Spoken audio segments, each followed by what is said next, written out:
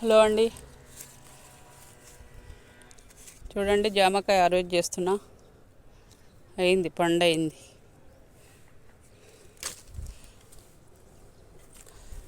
కోతులు తింటాయని ఆరోజు చేస్తున్నా. ఇంకా 2 రోజులు ఉంటే బాగానే ఉంటుంది కానీ తిందాం. ఇంకున్నాయి చూడండి, ఇక్కడ 3, ఇక్కడ 3, 6 ఉన్నాయి. ఇంకా ఇది 2-3 రోజులలో అవుతుంది. చూడండి ఎంత చిన్నగా ఉంది చెట్టు. 3 రకాల ఫ్రూట్స్ తెంపినండి అలా.